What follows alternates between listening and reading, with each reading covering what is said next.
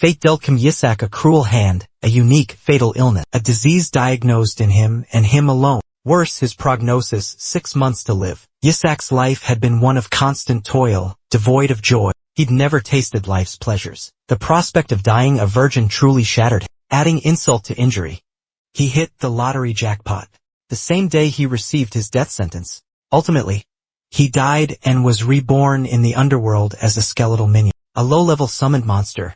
His new mission: crush the rebellion, eradicate the threat to the demonic realm. He performed his duties flawlessly, quashing the uprising. He saved the demons from the brink of destruction, ushering in an era of prosperity. He ascended to become the immortal ruler of the underworld. He was crowned the great demon king, King Isaac, though his name was Yisak, a constant mispronunciation that followed him into his new existence. He reveled in the spotlight, but adoration was never the endgame. His true purpose lay beyond this realm, his ultimate quest to reclaim his humanity. He yearned for the simple joys of taste and pain, sensations long denied, experiences craved. He ascended to the divine realm, bearing a grim trophy, the enemy leader's head, proof of a task completed, a contract fulfilled. All opposition to the gods silenced by his hand. As promised, now it was the gods' turn to uphold their bargain. The contract was clear. His wish to become human once more, to shed his immortality. The gods were stunned.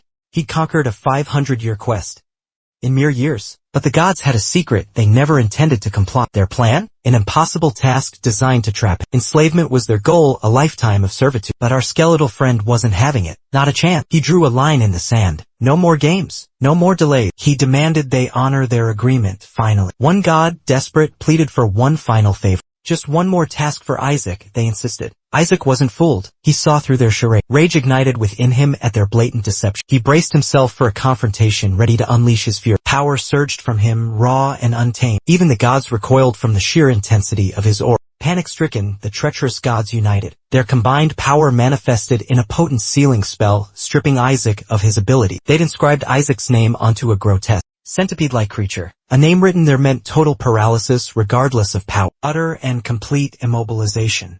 It was their ultimate technique, high holy art, reserved for sealing away calamities like Isaac. The gods unleashed their ultimate power. Their goal: eternally trap Isaac within the insect. But Isaac had other plans. He chose self-destruction over eternal imprisonment. He refused to become a lowly, hairless caterpillar, a fate worse than oblivion. Energy surged around him, building to a crescendo. A cataclysmic explosion ripped through the divine realm. The dust settled, revealing a shocking sight. The skeletal king had vanished. Only the tiny caterpillar remained, the vessel intended to hold Isaac's soul. The gods, deceived by appearances, believed their spell successful. They thought the demon king's soul was sealed within the larva. With the demon king gone, they anticipated a smooth path to recover. They expected to rise stronger than before. But a wiser god cautioned against complacency. Vigilance was paramount. Another threat, as formidable as Isaac, could emerge at any time. He hatches a scheme, a plan to forge the ultimate saintly vessel on earth and obliterate every single demon. But a dissenting god warns of the colossal undertaking, a power-draining endeavor for any volunteer creating this so-called saint. The volunteering god dismisses the difficulty. Finding the right soul is all it takes to inhabit the saint's body. As for that defiant skeleton demon king, the gods believe he's trapped in that caterpillar form and relish the thought of his eternal insect torment. Now our boy's turn. Swindled by those lousy gods, he's reborn as a baby, completely clueless about it all. The only logical explanation: those scoundrels botched the seal. Nearby maids rejoice at the saint's awakening. But Isaac's closer inspection of these servants, their sinister intentions become clear. A servant produces a feeding bottle. It's filled with a disturbingly green liquid. Isaac erupts in a desperate struggle. Terror grips him. He fears death again, so soon. Barely born and facing oblivion once more. Why this cruel fate? He's utterly bewildered. The poison-wielding servant, a vile figure, offers a twisted, chilling smile. A hollow apology precedes the impending horror. The servant approaches Isaac's lips with the bottle, but Isaac thrashes, violently refusing. Panic sets in among the servants. Why would the saint reject sustenance? Isaac's refusal is far from arbitrary. Finally human, life is precious. He won't gamble on a suspicious substance. It's undeniably menacing. Moreover, he needs answers. His human form is a complete mystery. The servants call him Isaac, a name whispered in the underworld, and once uttered by the gods themselves. Fear grips Isaac. Recognition dawns as the name sinks in. Isaac, another pronunciation of his true name, Isaac, the very name the gods used during his attempted sealing. Their mispronunciation. His unexpected salvation. Instead of imprisonment, reincarnation into a new life bearing the same name. A wickedly joyful smile spreads across his face. The fools fail to contain him. Seizing the moment, the servants force a feeder into his mouth. They struggle to hold it steady. The infant's surprising strength resists. Finally, Isaac yields. The taste? Pure vegetable juice. It's not poison then, but this juice is so revolting. Poison might be preferable. Suddenly, he feels it. A sinister presence invading his body. It seems there was something toxic laced into the drink after all. We cut to the holy empire of Hela's central temple. A wizened old man smirks, a picture of self-satisfaction. Isaac, the saint candidate, must be pushing up daisies by now, he gloats. He assumes Isaac is 6 feet under.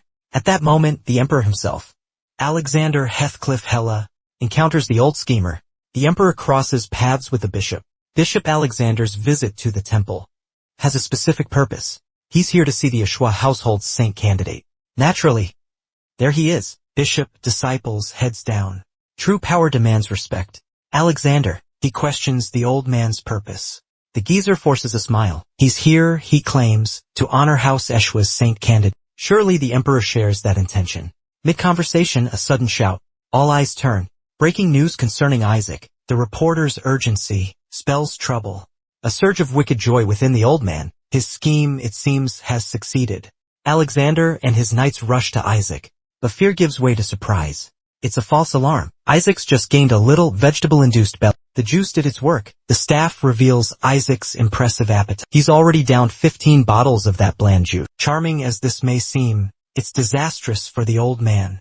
The boy's survival, after 15 bottles of poison, is utterly baffling. To understand how he lived after such a lethal dose. Let's rewind back to his first sip of that flavorless vegetable concoction. Absorption triggered a sense of foreboding. But Isaac soon discovered holy poison, a potent toxin designed to strip clergy of holy power. No immediate effect. But it's still poison, deadly in large doses. And its source? Demonic manna. For a former demon king, this is practically Isaac's ideal snack. Think of it as his marijuana.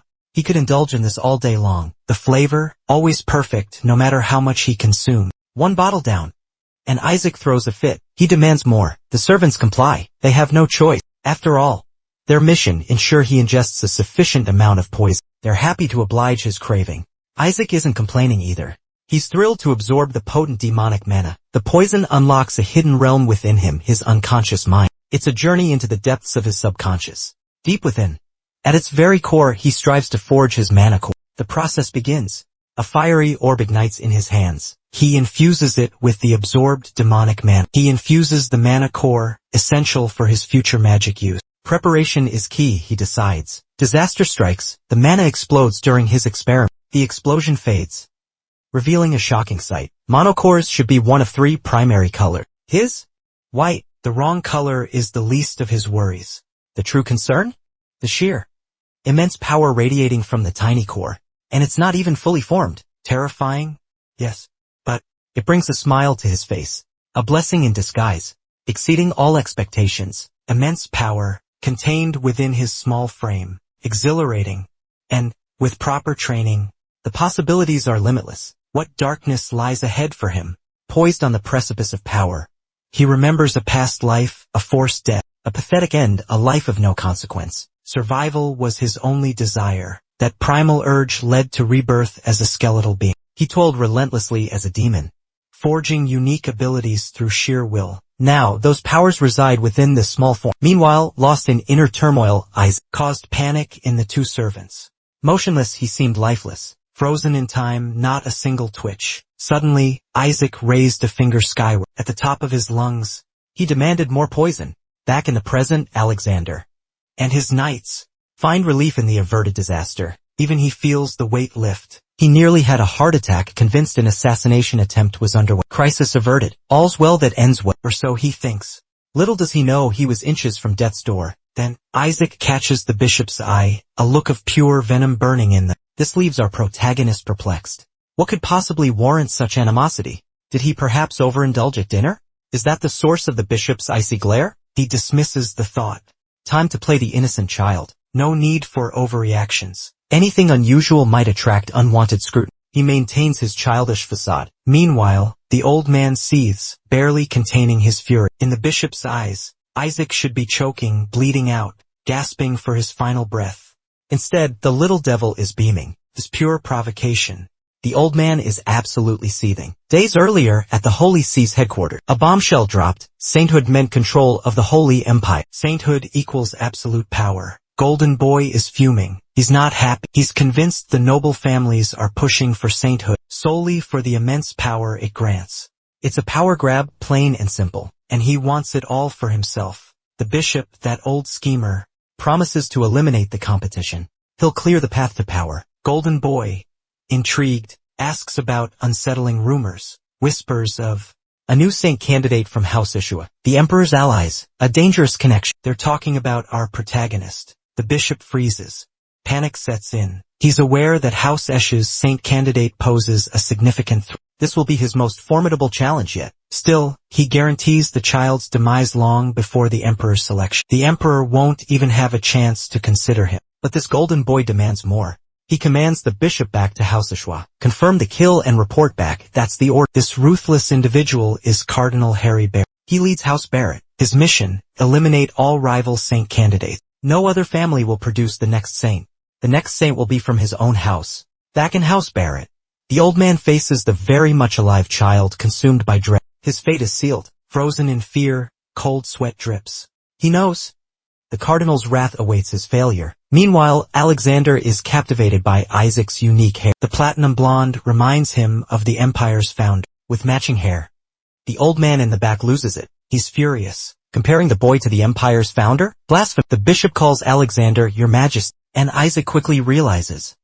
This is the emperor himself. Alexander, meanwhile, continues dropping truth bombs. He claims Isaac is closer to God than the Pope, making him a saint candidate.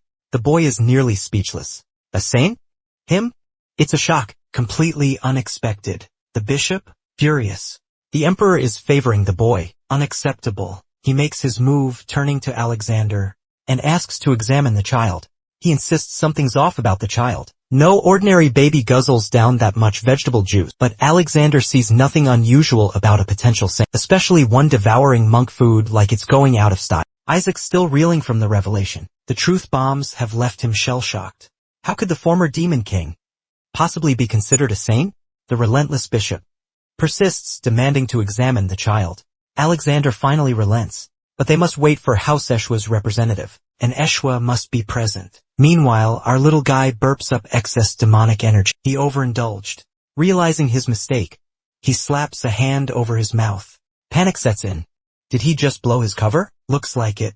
Because this vile creature, the old man's suspicion provides the perfect pretext for an examination. He claims to sense a demonic presence emanating from the child. As the menacing figure approaches, our young hero can only brace for the inevitable. The bishop is certain this child is a fraudulent saint candidate, tainted by impure manna. He demands an immediate inquisition. Alexander grows increasingly irritated by the bishop's accusation. The old fool's rambling about a saint candidate is becoming unbearable. Attempting to diffuse the tension, the bishop assures Alexander there's nothing to worry about. The Pope has already chosen a saint, he claims.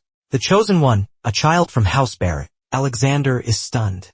It's preposterous. The Pope chose a child from his own house? Unbelievable. Suddenly, it all makes sense to Isaac. He understands the bishop's murderous intent. Seizing the opportunity, the bishop grabs Isaac. He declares the child needs a priest's blessing. He demands further investigation by an inquisitor, but he's swiftly interrupted. The emperor, Alexander, intervenes, reminding him that House Eshua is the imperial family's strongest ally. As emperor, he strongly suggests re-evaluating the child later. The old man stops dead in his tracks. But he's not done yet. He retorts with a thinly veiled threat to the emperor. The Pope, he claims, has decreed that the crown prince's investiture hinges on the saint's selection. The investiture ceremony won't proceed until the saint is chosen. The Pope is effectively blackmailing the emperor by refusing to recognize his heir, unless, of course, the emperor approves the Pope's saint. Even Isaac grasps the implication, and it infuriates him. Becoming the saint is the last thing he wants. It would draw unwanted scrutiny and expose his true identity. The inspection, absolutely out of the question. His demonic identity must remain hidden. A cunning plan ignites in his mind. He'll turn the tables to his advantage. Mana surges into the bottle he holds. He strikes the old man, a brutal blow. Teeth shatter. Blood spills from the old man's mouth. Teeth fly. Isaac feigns childish innocence. Confusion grips the old man. Such a small child wielding such force. Isaac maintains his cherubic facade, witnessing the boy's raw power. The emperor proclaims him the true saint. Even the old man is baffled. Where does such holy power originate? Isaac's assault continues. He swings again, another savage hit. The relentless onslaught persists. Blow after blow. This is arguably the old man's worst day in ages. This is shaping up to be one of the old bastard's most disastrous days in recent memory. Meanwhile, the emperor relishes every agonizing moment. Utterly delighted with this promising saint candidate, Isaac, however, magically reinforces the bottle and delivers a final, decisive blow. Suddenly he detects an anomaly within his own power. Each time he uses mana, he senses a trace of holy power. Mana and holy power are fundamentally incompatible. They cannot coexist under normal circumstances. The only explanation? The mana core.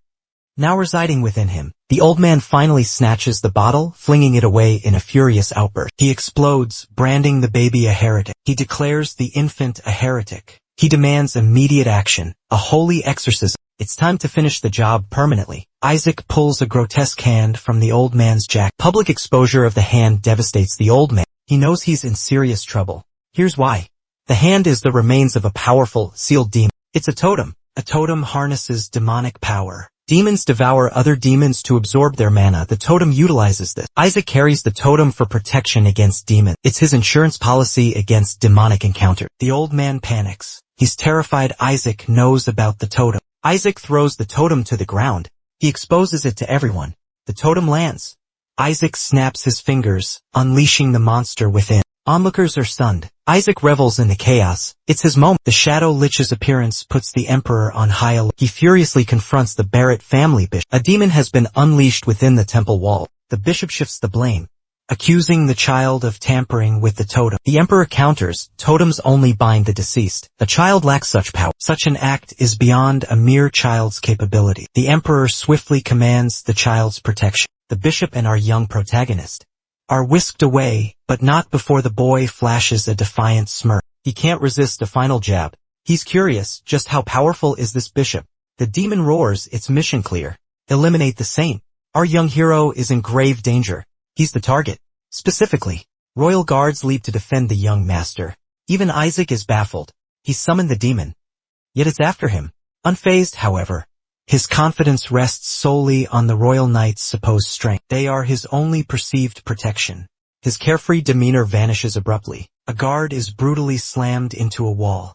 Doubt sets in immediately. He questions the royal knight's competence. Their skills are now suspect. The monstrous demon corners Isaac and his guard. The creature's determination is unwavering. Its mission, rescue the imprisoned king. Terror grips Isaac's protector. Fellow guards are flung around like ragdolls. Isaac recognizes the need for his intervention. He's capable. His mana use will go unnoticed. The chaos provides cover. The demon lunges at Isaac. Confusion overwhelms him. Why attempt to assassinate an infant? Anger flares within Isaac. He freed the demon. Now it tries to kill him. In gratitude, his true form emerges. A terrifying demonic overlord. Terror grips the demon, facing overwhelming dread. The monster recoils in shock before the skeleton king. Suddenly, the boy unleashes his mana in a blinding flash. The emperor and his guards are left speechless. His radiant glow engulfs even the demon. The creature screams and flees in pure terror. The demon escapes. All bear witness to the raw power of true holiness. Disbelief washes over the guards. The young master vanquished a high demon. Reverence fills their gaze. Meanwhile, our ruthless, little destroyer is utterly bewildered by his ability to wield holy power. He's completely lost in this strange new reality. The holy power fades, but there's a catch. His body can convert his own mana into holy power, a troubling revelation. Dark mana is now beyond his reach. A chilling realization dawns. The Holy Empire is devoid of dark mana. The bishop is apprehended. His heretical accusations against the child fall on deaf ears. He brands the young master a demon. He even offers an exorcism, citing the emperor's well-being. The emperor has heard enough of the bishop's ravings. His only contribution? Baselessly accusing a child of heresy. This after unleashing a high demon upon the royal knight. The emperor's voice hardens. the bishop will face severe consequences. His treachery spells doom for himself and his ally. The emperor closes in on the truth about their spy. The bishop dreads the inevitable damage to the Sancticity's reputation. He makes a desperate, clandestine attempt at a spell, a self-sacrifice for his family. He unleashes a powerful mana beast. Its sole purpose: the saint candidate's demise. Eliminate the saint candidate at any cost. The creature bears its fangs. Its target, a thoroughly bored infant. The old man's facade finally crumbled. Initially, he was utterly convinced of an easy victory, but then a realization struck Isaac. This man had just exhausted his power. All hope seemed lost. Suddenly, a devastating blow from another mage struck the creature. A silver-haired man arrived, fueled by vengeance. He came to punish those who dared harm Joshua's child. It was the devout Azure and his loyal knight squad, in service to House Joshua Relai, the group's leader, and the boy's uncle. He demanded the bishop's immediate arrest. Meanwhile, young Isaac remained unfazed. Relai then commanded his men to show immediate respect to their family's newest member. Joshua's son offers his baby brother a heartfelt apology. His genuine remorse impresses even the stoic Isaac. Their tardiness is excused with a promised gift. They've arrived bearing a present. A glint of something shiny catches Isaac's eye. Visions of gold dance in his head, fueling his excitement. Instead, it's a damn figurine of the Skeleton King, losing his head, being beheaded. He's receiving souvenirs of his own demise. Ironic, isn't it? The realization hits him hard. These lunatics have an entire collection of Skeleton King figurines, each depicting a different gruesome death. Burning alive, crushed to dust, the possibilities are endless. A morbid display met with childish delight sends Isaac spiral. His heart pounds in his chest. He's practically having a panic attack. The chilling reality sets in. He's trapped with these maniacs. He's stuck with these lunatics for life. The little killing machine is clearly disturbed by this turn of events. Memories of his own defeat flood back. The Saintess once tried to end him. His downfall, orchestrated by the three responsible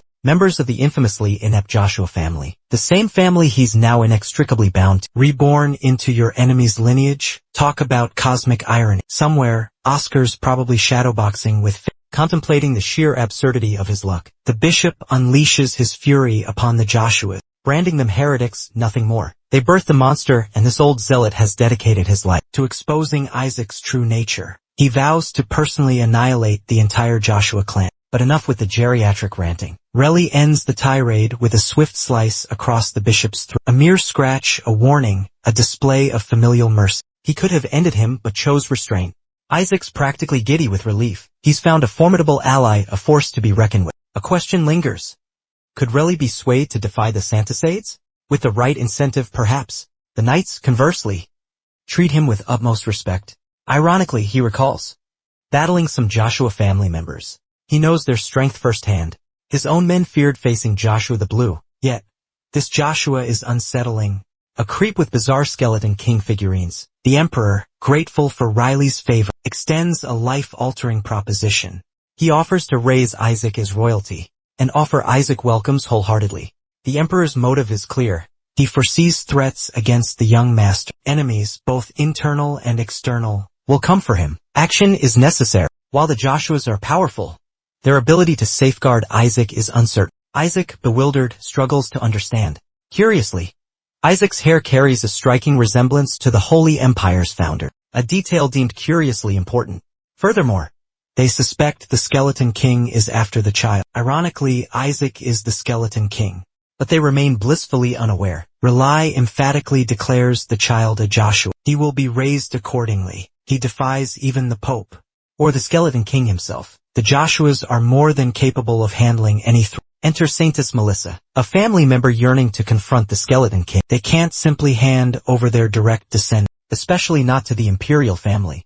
The name Melissa evokes terror in Isaac, his final, formidable opponent in the divine realm, the most terrifying adversary he ever faced. Adding another layer to the Skeleton King's woe, he's now born into his enemy's family. He's also a direct descendant of the woman who handed him his worst beatdowns. Right now, he's utterly bewildered. What in the world is happening? Let's rewind and explore the true meaning of a saint. After countless defeats at the hands of the Skeleton King, the people created the Saint Asses. They were raised as ultimate weapons, instruments of righteous punishment.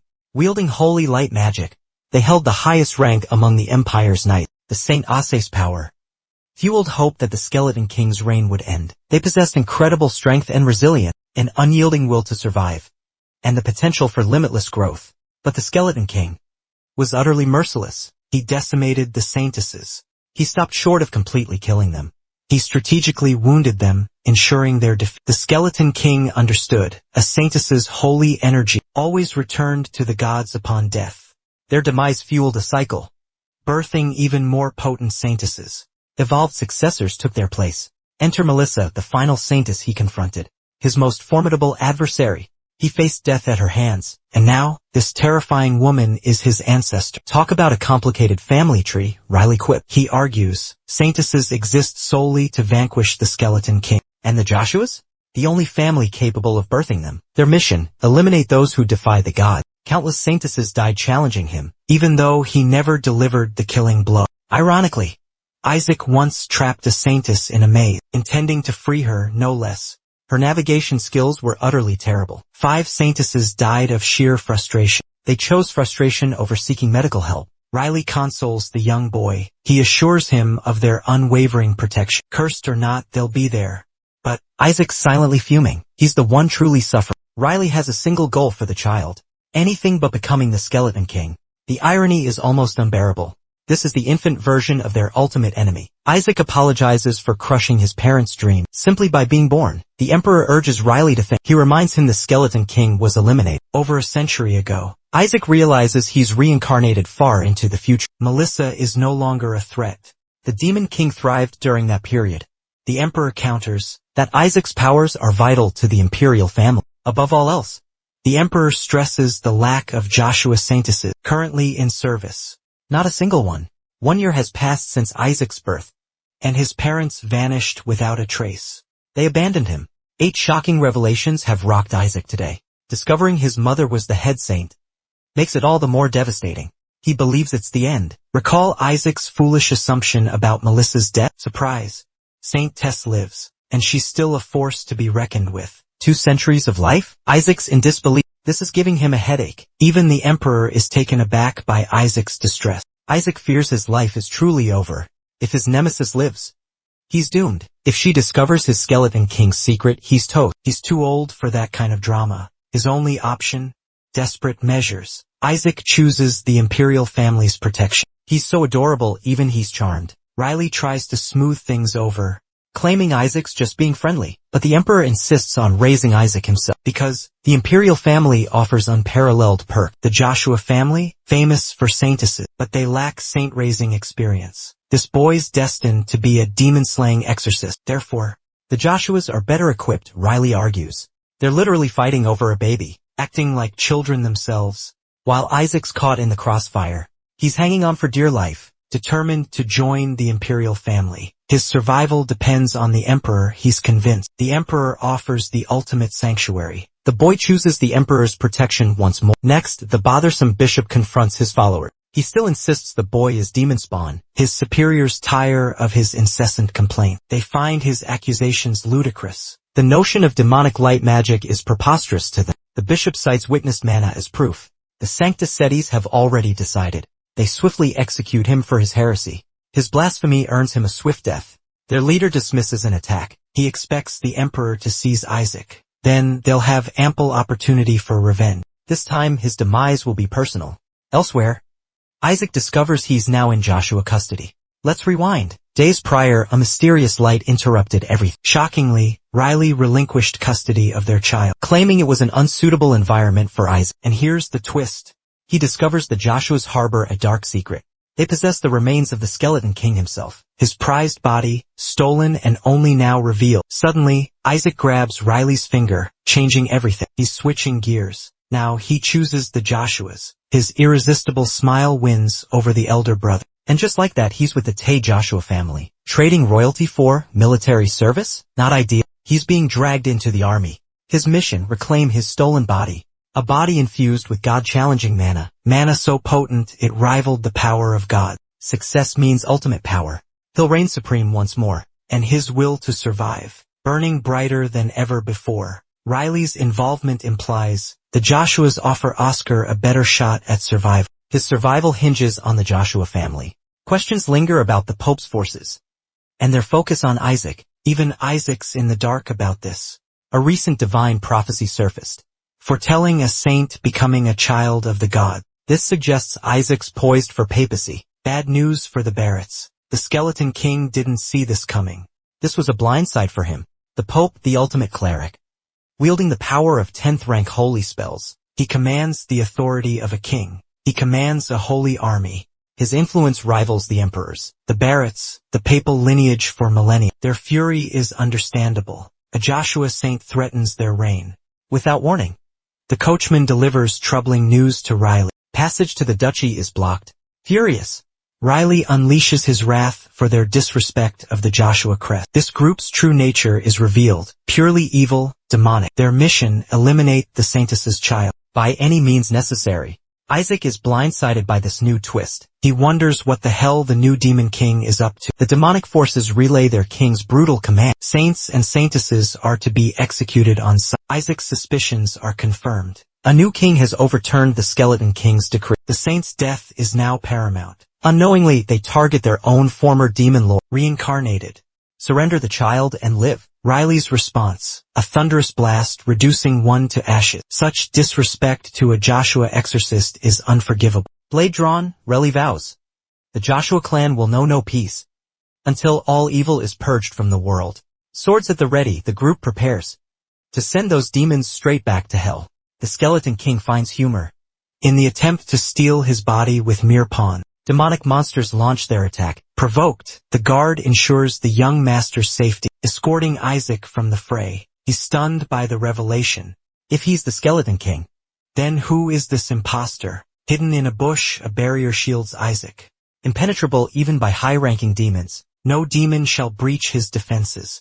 Safe but trapped, he's stuck. Time to unleash his magic. He unleashes his power. He's channeling cosmic energy, like a galactic prodigy. He summons his watchful servant. A demonic entity materializes, greeting its master. Isaac silences it, preventing a chaotic outburst. The spirit eagerly awaits commands.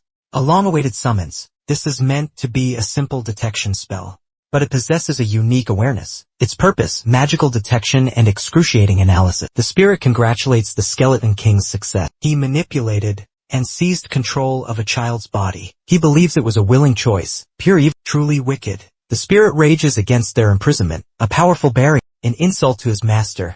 Isaac ends the chatter. He demands the activation of the detection magic. Instantly, a 100-meter scan commences. 88 enemy monsters detected. Pathetic compared to Isaac's might. But he fears that level of power is overkill for this battle. He's anticipating complications. Increased security in this territory will hinder him. It could jeopardize Isaac's future operation. A swift victory is crucial to avoid detection. Now, he's unleashing his full magical potential in one devastating strike. He's stunned to witness the enemy ranks decimated. Their numbers plummet at an alarming rate, 31, then only 13 remain. Isaac's baffled by the battlefield carnage. A mere 4 Demon King soldiers are left standing. Riley senses an incoming threat, a monstrous presence. The Demon King soldiers rejoice, believing a powerful ally has arrived. They think the saint's demise is imminent. Shockingly, the newcomer slaughters the Demon King soldier. Their entire squad is annihilated. The Shadow Lich, Isaac's previous attacker, has returned, fueled by incandescent rage. He's furious that the demon can dare to attack his master. Their prior encounter revealed. Isaac's secret's out. The Shadow Lich knows. Bad news for our pint-sized killing machine. The Shadow Lich is fiercely protective of its master, furious that its king was imprisoned, trapped inside a child. But Isaac broke those chains.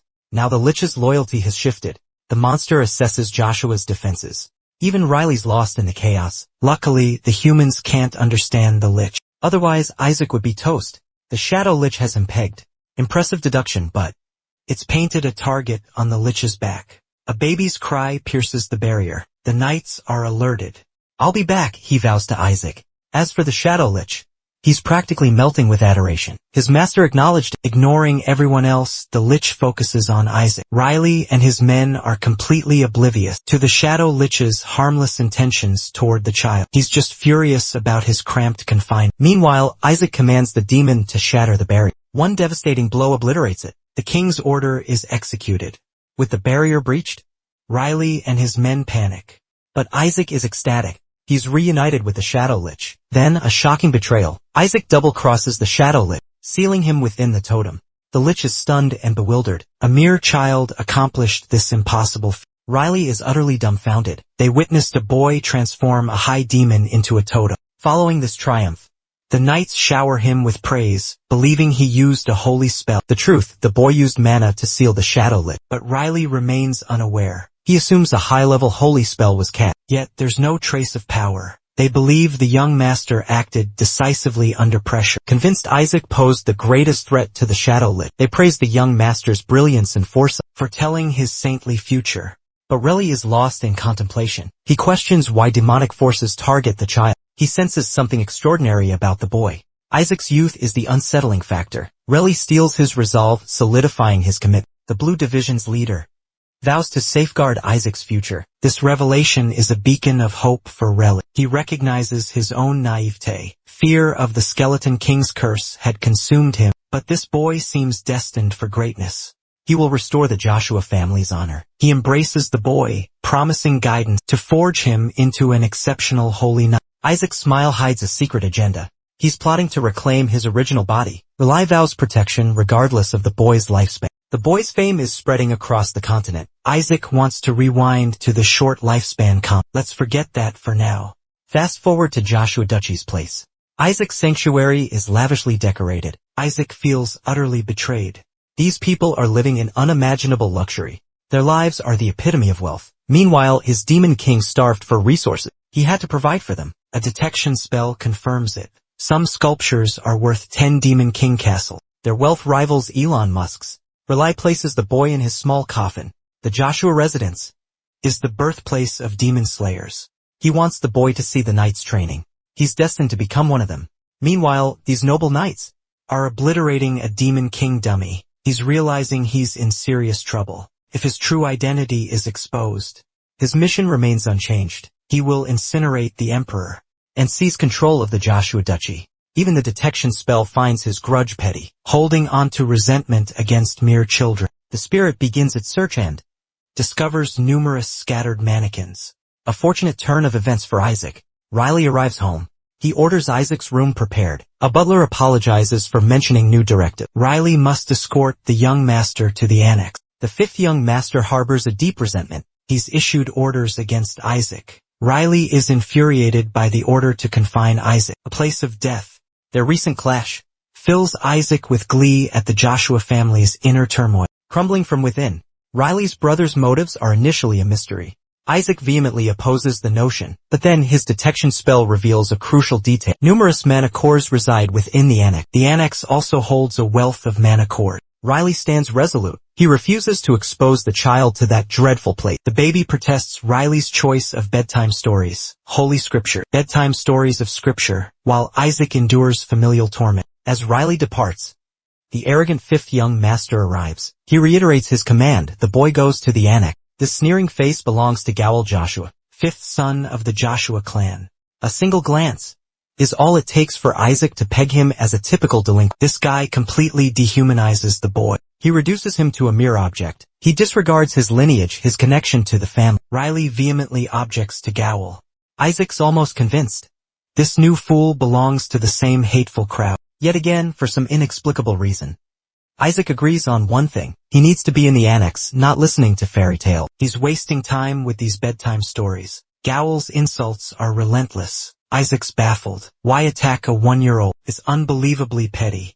Regardless, Isaac's heading to the annex for mana cores. Riley disagrees. He countered, sending the boy there will brand him cursed. Suddenly, Isaac realizes his colossal mistake. His plan, drain the mana cores dry, and seize power as both saint and pope.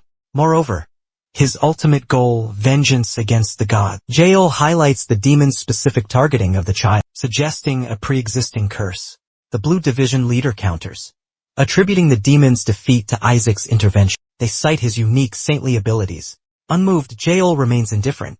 He dismisses the baby as worthless. The argument escalates, further distressing the boy. Even the detection spell suggests a meteor shower as a suitable punishment for Jael. A lesson well deserved. Gowl accepts the saint title for Joshua's descendant, but subtly emphasizes the family crest's significance. He proposes using the child to resurrect their lord's beloved treasure, the object of their lord's affection. Demonic mana destroyed the holy tree. Gowl believes the boy possesses the power to restore. if his saintly powers are genuine. He's pushing Riley's buttons, making him question Oscar's sanity. Isaac's convinced Melissa unknowingly spawned a lineage of psychopaths, initially unbeknownst to her. One son vanished, the other was adopted. Something catches Isaac's eye, piquing his interest. His inner detective ignites, fully engaged. The tree's been dead for 70 years, yet Gao ridiculously expects instant revival from a child. Gao's absurd expectation, a child instantly reviving a 70-year dead tree. The sight of the revitalized holy tree stops them in their track. The holy tree, now brimming with life, stands in full glory. Against all odds, it's alive again. Gao is left utterly speechless. Isaac brushes it off as insignificant. He simply purged the bad mana, restoring its vitality. The tree thrives, leaving the men bewildered and astonished. They attribute the miracle to the baby once more. Joyful celebration erupts. Another miraculous feat leaves them in awe. Meanwhile, Gao. He still finds it utterly absurd. A child achieving the impossible? Unbelievable. Generations of their family failed. Yet this boy revived the tree. Exorcism? Now purification too? Jael accuses his brother of manipulation. He believes Riley has the Saintess's aid. It was all an act, he claims. Jael's accusations escalate the conflict. Isaac wonders if Melissa's family needs serious therapy. They're crazier than demons, he thinks. Jael bears little resemblance to Melissa. Perhaps a half-brother? He has the look of a pope, they muse. Jael's rage intensifies. He accuses Riley of orchestrating a charade.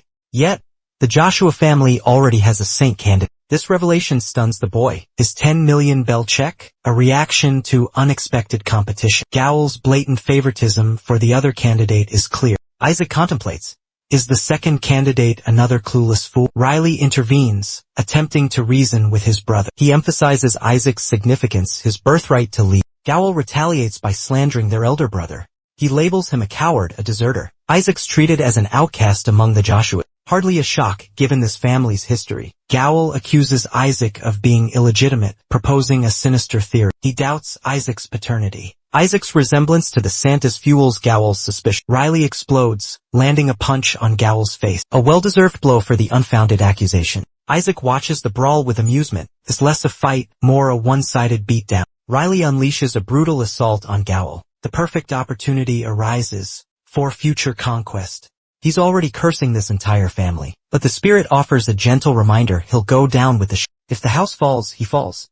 Not the smartest plan. Next, Isaac embodies his role perfectly. A total baby. He looks like a potato, surrounded by the family's elite, who unanimously oppose the child, until the acting matriarch, Hannah Joshua, silences them. She decides the child will be raised in a minor house, away from the spotlight. She asks why. The child's presence here demands explanation. The woman's hostility is blatant. Isaac instantly recognizes her allegiance. Gao, with his broken nose, remains insufferably arrogant. He's as smug and lonely as ever.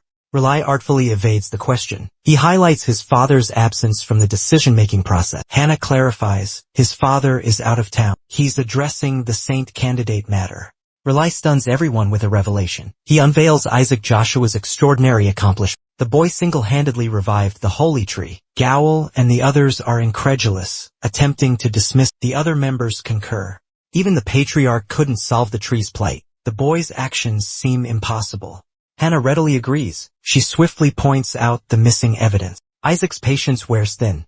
He prepares to present undeniable proof. He unleashes magic, stunning everyone present. He reveals the holy tree's energy. Crystallized, his expression is priceless. He's proving them all wrong. Everyone's convinced Isaac's responsible for draining the holy tree's mana. Some are baffled. How could a newborn do it, and then offer undeniable proof? Despite his astonishing feat, they realize he could have killed the tree. One wrong move and it would be gone. Hence, the patriarch's insistence on a safe purification. God is incredulous. He questions how anyone can believe a child achieved this. Riley defends the boy. He claims Isaac instinctively absorbed the man. The child accomplished the impossible. A feat unmatched for 70 years. God roars at the elders. He calls it utter absurdity. A baby can't achieve the impossible. He gestures towards the fair-haired boy. The boy looks like he doesn't belong. Meanwhile, Isaac sits alone, observing. He's detached from the commotion. Riley declares the boy worthy of sainthood. With dedication, even the next pope. Isaac considers this proclamation. Then, he's lifted like a chosen one. His mission, defeat the skeleton king. That's where Isaac draws the line. The elders react to their nemesis's name. Henna believes Reli's foolishly self-destructive. She proposes a test of the boy's abilities. She suggests the divine relic storage. The scene shifts to the patriarch. He receives a storage access request. The patriarch states the Sanctus are forbidden. Sanctus members shouldn't use it. Shockingly, the request wasn't from them. The patriarch reels from the revelation his grandson brought the holy tree back to life. A saint from the Joshua house? Unthinkable. Eli Joshua, the family head, still resists using the device. Only a saint could endure such a trial. But then, Melissa arrives, radiant and commanding, granting access. She learns Isaac is the one being tested. Reviving the holy tree? Impressive, she thinks. She demands all saint and saintess candidates be evaluated. Immediately, another household might pilfer something from the storage. Melissa accepts the risk. Even past saintesses, the very best, failed to steal anything. If someone achieves this impossible feat, they can finally vanquish the Skeleton King. She ups the ante with a reward. Melissa decrees, only the finest treasure will do. The child will receive the ultimate prize from the vault, the Zhao Xiao family's prized heirloom. And that's not all. She'll personally train the child in the family's secret technique. Let's delve into the mystical divine relic storage, a repository of ancient secrets, cultivated for millennia, a vault of untold mysteries, eternally guarded by a sacred saintess. The Zhao Xiao have been its keepers for generations. Only those under 10 years old can enter. Thus, it became a trial for aspiring saintesses. The retrieved items foretold the child's awakening power. Each treasure revealed a destiny, but the storage holds perilous dangers. Candidates risk their lives within its depths. Multiple deaths trigger an automatic seal. The demonic spirit taunts its master. Will he survive this deadly trial? Isaac's ready to conquer the obstacle course. He's itching to retrieve his previous body. The Blue Division captain approaches with news. The matriarch has issued a new directive. The storage is open to all candidates. 5 candidates from each great house will challenge the storage, but everyone's sure Isaac will triumph. Meanwhile, Isaac sees an advantage in the competition. It will simplify his search. Riley grabs the child, urging caution inside. Captured battlefield demons lurk within the storage. Isaac's unafraid, dismissing them as weak. He believes one attack will suffice, until Riley drops a bombshell. Rank 8 demons await the infant Isaac. Even Isaac is shocked by the news of a rank 9 dragon. He's the absolute worst of the lot. The demon is utterly convinced. The Joshuas? Completely bonkers, he thinks. They stuffed a dragon in the nursery, where babies are meant to prove their worth. The demon sees no problem. His master's a dragon expert, after all. Or so he believed. Isaac's terrified, absolutely petrified. He's scammed dragons before, sold them off. Now they hold a grudge. They'll recognize his soul instantly. The demon jokes about needing a new master. If Isaac falls, that is, the world's strongest baby refocuses. Demons and dragons, he needs a plan. A plan for inside the nursery. He can only handle 6th-ranked demons right now. The Maniasaurs are crucial. New objective, secure the Maniasaurs from the annex. Isaac's acting even more unhinged than usual. Terror is evident in his eyes. He's engrossed in a Skeleton King slaying for dummies god. He's strategizing, but lacks the necessary holy power. Holy spells are out of his reach. He's powerless in this regard. His demon spirit warns against using magic here. It would expose him as a demon. Isaac struggles with holy magic theory. Rely arrives to collect the exhausted child. It's been a draining day. Indeed, Isaac needs 16 hours of sleep for optimal growth. Rely casts a regenerative spell on him. Full recovery achieved. A thoroughly impressed Isaac requests a display of offensive magic. The demon spirit refocuses Isaac on their goal, reaching the annex first. The boy needs a plan to overcome obstacles. He delivers an Oscar-worthy sleeping performance. He convinces Riley the child's sleep is equally impressive. They fall for the obvious ruse. Even the demon spirit is stunned by the Joshua's naivete. Isaac snaps to attention upon hearing news of the totem. They plan to secure the totem. Bad news for Isaac, he needs it for resurrection. The poor guy is utterly devastated. He's lost access to his mana core. Now, he's forced to consider using mana from the annex core. Inside the annex, he launches a desperate escape attempt. Isaac signals the spirit to open the door. He has a plan. His mission? He hits the ground and discovers Riley locked the door. A holy spell seals his exit. Things just got complicated. Isaac demands the spell be broken, but that will attract unwanted attention. His frustration is palpable. Things aren't going as planned. Using his magic would create a whole new set of problems. The consequences would be a nightmare to explain. Just as he's strategizing, bam! He's taken out by a door. An unexpected visitor arrives, a child. The little hellion is Gao's son. 5-year-old Shuri. This kid is his rival for sainthood. Shuri's furious. A mere infant accomplished something beyond his genius. It's infuriating. He doubles down. He will be the saint. Nothing will stop him. He's locked in a ridiculous feud with a 1-year-old. A simple mallet to the face would solve everything, for Isaac at least. He contemplates his transportation options. Shuri recoils in pain as the tiny agent of chaos plots revenge. He intends to make him pay dearly for the attack. He unleashes a world of hurt on Shuri. Relentless blows rain down, forcing a desperate barrier. Isaac stunned. A holy barrier? From him? Shuri unleashes a rank 3 attack spell, targeting a 1-year-old. Unbelievable. Utterly insane. Isaac's impressed. A larger barrier counters the attack. Disbelief washes over Shuri. Unthinkable magic from a toddler. Untrained, no less. The tables have turned. Shuri's on the defense. Isaac masters his first attack spell. He points at Shuri, unleashing the spell. Pure joy illuminates the scene. The demon senses Isaac's delight in this childish torment. A Joshua descendant's death? Ill-advised. Isaac already knows this. The attacks were never meant to land. Humiliated, he howls at the child. Shuri's taunts summon a terrifying presence. The Shadow Lich arises, defending his master. Shuri pleads on his knees, terrified. Pure fear grips him. The baby's protector is truly menacing. Isaac fixes Shuri with a villainous glare. He commands Shuri to be his personal 5-year-old Shuri Joshua, son of Jael, carries a heavy burden. His father, Jael, deeply resents our hero. Despite being a saint candidate, Shuri craves freedom from the Joshua family curse. He dreams of papal glory. The scene shifts to our toddler. The former demon king, riding Shuri. A milk bottle serves as his makeshift compass. He demands immediate transport to the annex. Shuri bristles at his equine role. He grumbles his displeasure.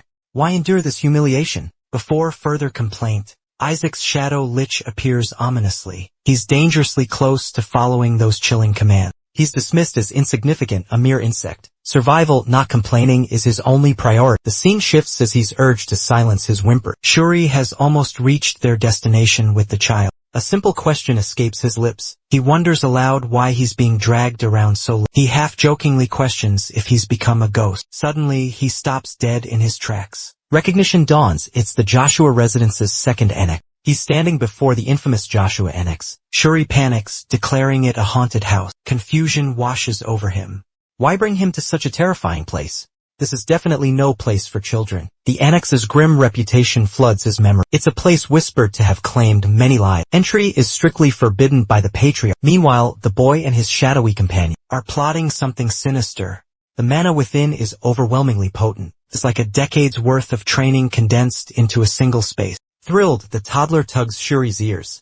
He's insistent on entering, but his cousin resists. He's adamant. Children are strictly forbidden. Before his refusal can solidify, the Shadow Lich returns, terrifying Shuri. He's forced to comply with the toddler's demand. Trembling, Shuri obeys. He has no choice. Under duress, he reluctantly follows orders. Meanwhile, the toddler focuses on the second annex's interior. The annex. It's even more decrepit inside than out. His pet, Whisper, analyzes the surrounding. The annex, Whisper reveals, is sealed.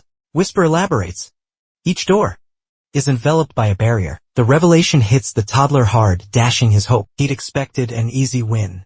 Meanwhile, Shuri is still in full panic mode, urging a swift retreat. Everything's locked tight, she exclaims. But this is Isaac. Never underestimate his determination. The toddler's resolve is unshakable. Giving up isn't an option. Frustrated, he yanks Shuri's unfortunate brown hair. A moment of silence.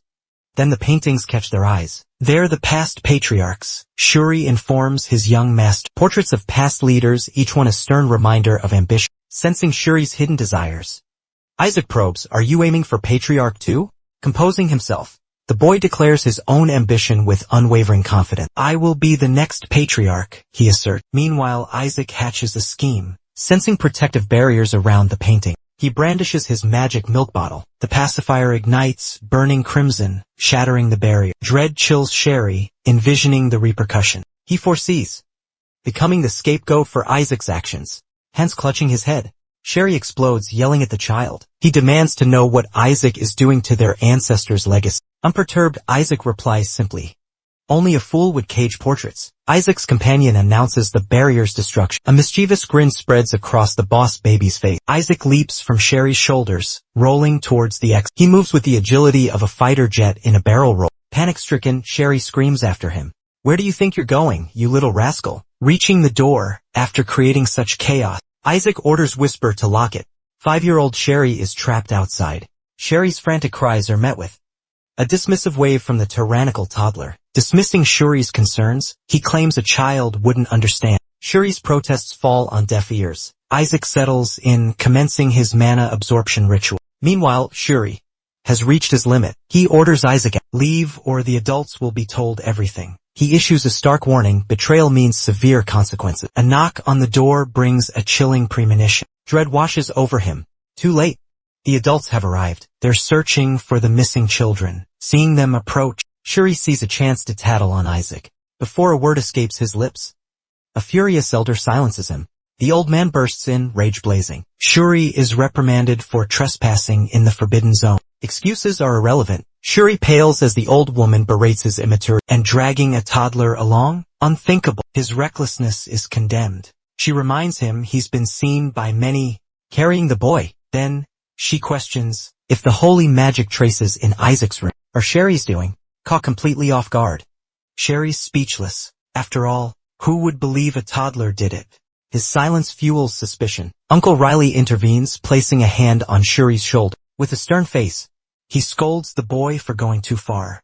Calmer now, he accuses Shuri of harassing a mere infant, a still nursing infant, no less.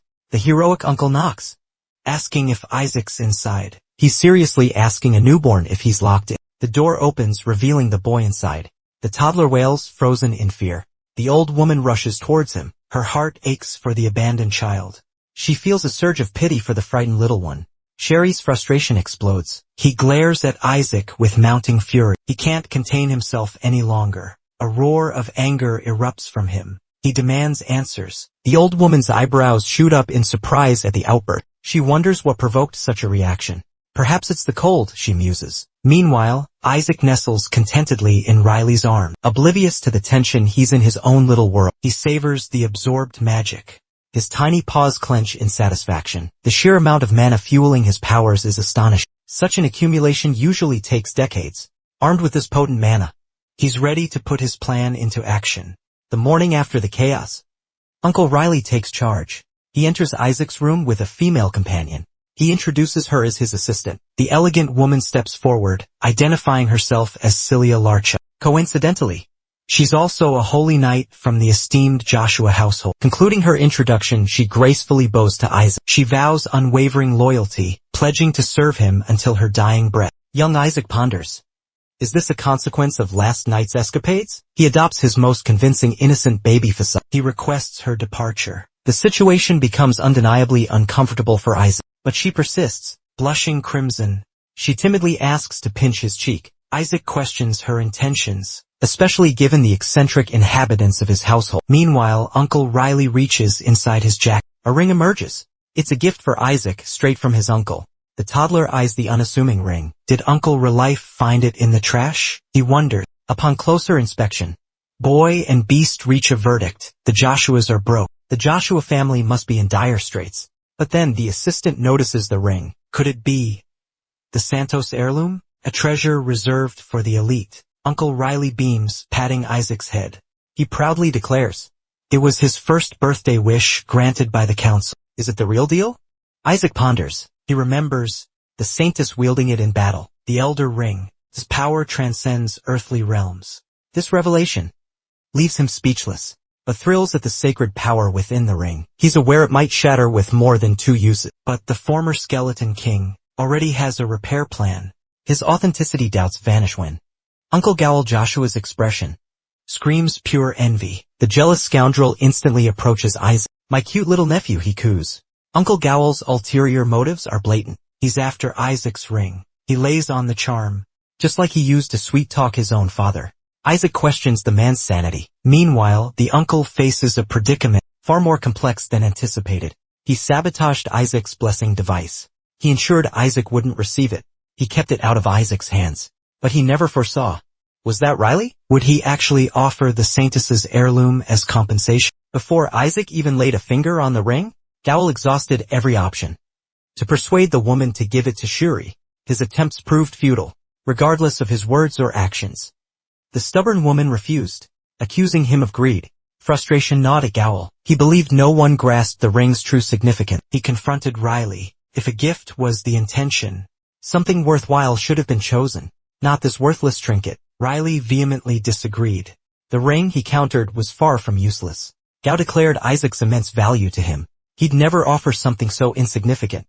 With a cunning smile, he revealed another ring. He boasts the ring holds otherworldly magic, a direct blessing he claims from the Holy See itself, the sacred Sanctus Aids. Jael explains the relic possesses unique storage capability, an artifact of incredible rarity, something Riley could never have acquired for Isaac. He presents the ring, tempting Isaac, hoping for a trade, a swap of rings, but Isaac slaps his hand away.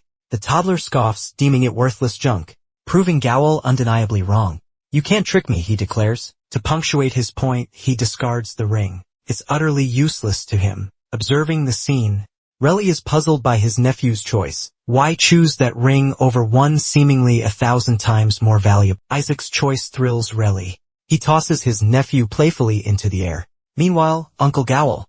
A frantic search ensues as servants desperately scour the water for Gowel's priceless ring. Soaring above, the little mastermind grins, confident his weighted magic has rendered the ring unrecoverable. He's certain they'll never find it. He made sure of. Isaac's pet, clearly awed, lauds his master for exceeding all expectation, but Isaac's smug demeanor cracks when ordered to retrieve the ring. Meanwhile, as dawn breaks, Uncle Gowel is in a state of utter collapse. His cries of anguish echo through the air. His precious fortune ring has vanished without a trace. The search proves fruitless. Cut to Uncle Gao, whose fist slams against the table in a furious outburst. Rage simmers beneath his surface. That child, he fumes, couldn't possibly comprehend the ring's exorbitant cost. With a heavy sigh, he dismisses the thought, clinging to the hope that Isaac will never unlock the Elder Ring's true power. Jael desperately tries to reassure himself that the toddler is incapable of wielding such immense magic. He'd need to absorb the holy power of at least 20 people. The very idea sends him into fits of laughter. He scoffs, certain it's impossible for the child. He continues to ridicule Isaac. He wagers not even 10 people will grace the birthday ceremony. But the following day, everything changes. The venue is overflowing. Around 4,000 attendees, including over 148 saint candidates. Every ducal family is present. Dozens of prominent families too. Even His Imperial Majesty graces the ceremony with his presence. The sheer number of saint candidates irritates our protagonist. Why so many? He wonders. As if they'd been scattered like seeds. His uncle, chin in hand, contemplates the scene. He's astonished by the massive turnout. He puzzles over the reason for such a crowd. His closest friend, Count Simon, appearing in a flash. He demands to know Simon's purpose. Simon, grinning, explains the widespread rumors were irresistible. An event this significant couldn't be missed. Barrett presses further, questioning how Riley could have possibly confined him, especially considering the Joshua head's considerable risk. He smugly drops a bombshell. The Pope's own family will be in attendance. The toddler's uncle scoffs, deeming it absurd. The Pope's family wouldn't deign to appear. Such an event is beneath them. But Simon doesn't hesitate. He exposes their deep-seated disdain for commoner. His words pierce the silence. Before he can continue, Riley urgently hushes him. Walls have ears, she warns. Simon refuses to be silenced. The tension escalates, especially with Armin, Riley's own son, now a saint candidate. Yet, Relay urges caution, advising Riley to choose his words wisely. Their argument intensifies, and a chilling presence descends. Bishop Barrett appears silently, his smug grin unsettling the room. He instantly derides Riley, branding him weak and insignificant. The very notion of Riley hosting such a grand event strikes Barrett as utterly ridiculous. His scornful gaze then falls upon Riley's family. With dripping contempt, he questions if the saint candidate possesses any true merit. Can Armin truly bring honor to their name? The question hangs heavy in the air. It's widely known, the sons of the esteemed Joshua line may possess captivating beauty, but are widely regarded as utterly useless. This damning reputation persists. Their power is a coveted prize, constantly sought after. Winning the Barrett Pope's favor becomes a ruthless game. These children become pawns, sacrificed for ambition. Outsiders have a long-held, sinister tradition. Poisoned milk bottles disguised as innocent gifts. Harmless pranks masking deadly intentions. The goal is clear, taint the baby's drink with a toxic cocktail. Holy poison, among other toxins, guarantees the crippling of sacred power. This wicked act typically. Innocent babies become cautionary tale, but this time, prepare for the unexpected. Stunned silence grips the watching children. Our hero chugs poison-laced bottles, like refreshing beverages. Finishing each one, he eyes the unnerved saints for more. He doesn't just drink the poison. He weaponizes the empty bottles, terrifying the saint candidate. He drives them to the verge of tears. Frozen in disbelief, the children watch as their peers face the tyrannical baby's wrath. Frantic whispers erupt, seeking to understand the chaos. He's completely unfazed. He downs an entire bottle of diarrhea med, and their spirits break, one by one. The poison hasn't touched the almighty baby. Amidst the despair, Sherry, the cherished heir, finds it all utterly mortifying. Family honor crumbles before an infant. Fury consumes him. He rips the bottle from our hero's grip. Are you that desperate? He demands. But instead of poison, he offers pure water. The mighty baby scoffs. Poison sustains him. Water is useless. He throws the bottle at Sherry's face, then turns to another boy, begging for poisoned water. One hesitates, hand trembling, offering the deadly concoction. It feels like signing a death warrant, but before he retracts, our hero attacks. A battle for the magic juice ensues. Whispers erupt, trying to comprehend the chaos. Is the monstrous baby? They've already unlocked the legendary detoxifying magic. Their delusion intensifies. The tyrannical infant transforms into a perceived hero, a savior shielding them from the poison. Before their minds can wander, a commanding presence fills the room. All eyes turn instantly. Enter a white-haired boy, radiating confidence. He scoffs at the preposterous notion. A toddler's self-sacrifice? Unthinkable. Shuri jolts awake, bewildered. Kina Barrett? Here? Of all people, why him? Even he hadn't heard whispers of the Pope's son participate. Stunned silence descends. Every boy is speechless. Their gazes fixate on the legendary white-haired boy. The question hangs in the air, why the saint's relic? Resignation sweeps over the candidates. The truth is clear. With Kina Barrett in the trial, victory is impossible. Our hero watches, unimpressed. The arrogant boy practically radiates future saint. But something's amiss. All Barretts are born with dull, brown hair. So, naturally, his snow-white locks raise suspicion. Bleached, perhaps? Before the thought takes root, the Barrett boy flashes a sly grin. Unshakable confidence dismisses all doubt. He declares his presence absolutely justified. The Pope, after all, rules supreme. Even the saintess's relics ultimately belong to his family. His laughter echoes, dripping with arrogance. He carries himself as one beyond reproach. He's simply reclaiming what's his in his view. Our smug protagonist sips his water, amused by the boy's inflated ego. But beneath the bravado, genuine surprise lurk. Kina's holy power is staggering. Her reserves dwarf even the bishops. With dramatic flair, Kina condemns their behavior. He condemns them for the audacity of poisoning their host. He questions the point of tormenting an infant. The brats fall silent. Our protagonist steps up. He hears the claim, the baby can't handle poison on its own. Only the saintess's divine intervention saves him. He wonders if they were all born lacking basic logic. The golden child, eager to play savior, casts his detoxification spell. His advanced magic steals the spotlight. But our heroes had enough of the spoiled brat's showboat. He swiftly punches Kina in the face. A gasp of shock from one of the boys. Kina's holy power instantly vanishes. The Barrett boy is stunned. He can't process what happened. Our hero escapes his grip. The prodigy is left wondering how a toddler neutralized his magic. For a fleeting moment, doubt creeps in. Could someone actually surpass him? The arrogant child retreats under watchful eye. Kina mutters a curse. That rich kid's stare burns. The almighty one retaliates with a lethal glare. He's ready for a brawl. Sherry intervenes before a blow lands. He's determined to salvage Isaac's reputation. Barrett lingers, his gaze filled with disdain. Fear grips the onlookers. Retaliation from the Pope's family seems inevitable. Shuri's weight pins him down. Our hero is trapped. He can't strike the Pope's son. Fighting a child is beneath Kina. He turns away, arrogance radiating from him. A final taunt escapes his lips. He offers a challenge laced with false well-wishes. Redeem your family name if you can. Fury threatens to consume the tyrannical toddler. His composure is mainly due to being firmly held by Shuri. One last condescending remark. Kina boasts he'll claim the ultimate prize. The Skeleton King's remains will be his. A puny runt like Joshua has no chance. Even Shuri's had enough of Kina's arrogance. But our hero needs clarification. He shakes Kina, seeking understanding. Unaccustomed to baby talk, Kina's confused by the jostling. Sudden realization dawns. He remembers something crucial. Melissa's secret technique. Promise to whoever retrieves the king's remains. The truth hits him hard. He inwardly curses his mother's bounty. His own bony body is the prize. The commotion subsides. Saint candidates assemble awaiting the trial. Consumed by utter boredom, our protagonist reminisces about his reign as the formidable skeleton king. He yearns for the days when centuries of mana surged through him, his sole desire to reclaim that lost power. But these greedy children are obstacles in his path. The restless infant hurls his bottle. He's ready to obliterate anyone who dares impede him. Shuri recoils, sensing his intent. Suddenly, a robed figure from the holy seas appears. He commands the candidates to obey. He gathers the children. A tedious history lesson commences. Our mighty baby is unimpressed. He deems it a waste of time and decides to depart. Shuri attempts to intervene, but a flick of a tiny launches our hero like a cannonball. The resounding boom attracts everyone's attention. Shuri is left utterly bewildered. Meanwhile, our hero activates a newly acquired spell. With blazing speed, he breaches the restricted zone. The history teacher frantically yells for the unstoppable infant to halt. He warns of treacherous traps within.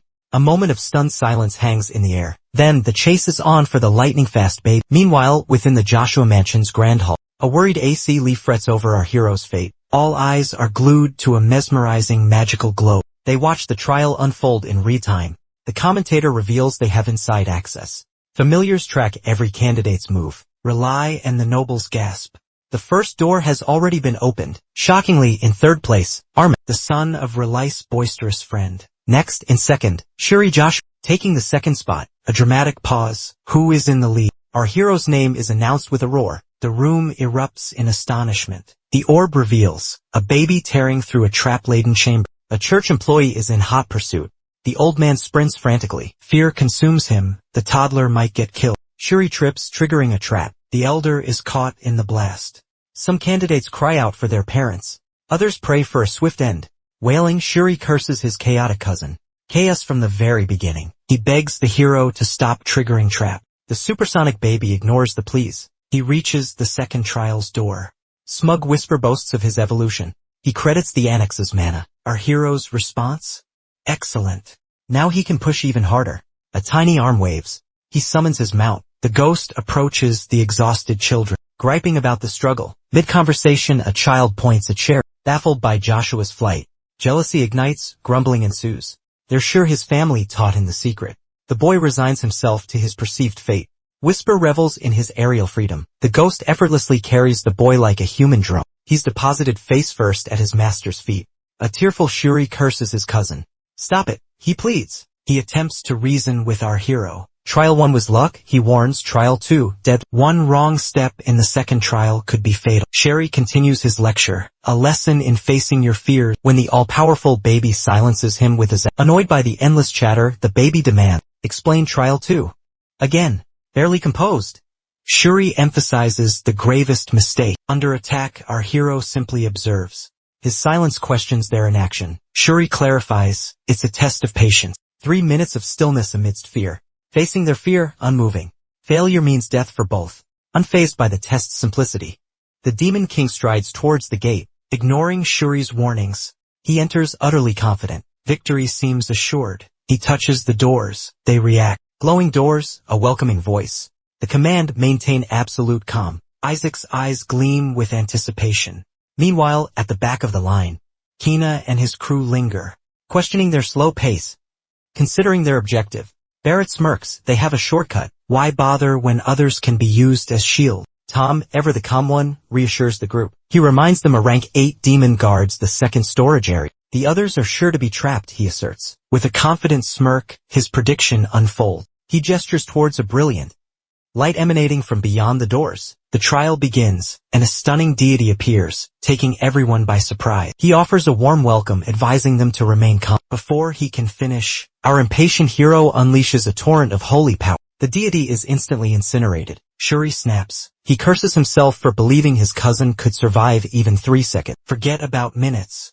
Frustrated shouts reverberate down the hall, but our hero's rage burns even hotter. He can't resist his instinctive urge to obliterate any deity in sight. Whispers joke that 3 seconds is a new record. A voice booms, a message for his employer. Failure met with divine punishment for the impatient. A colossal golem bursts through the gates, earth trembles. The golem's roar throws Shuri into a panicked frenzy. But the all-powerful baby, unfazed. He's charging a magnificent Kamehameha.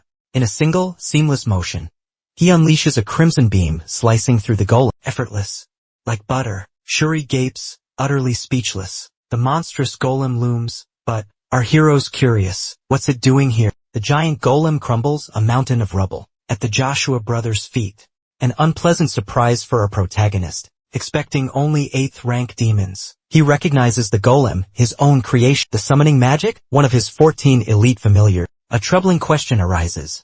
Did the Joshuas conspire with his subordinates, or if his remains drew them in? Driven by the need for answers, he boldly approaches the second storage unit.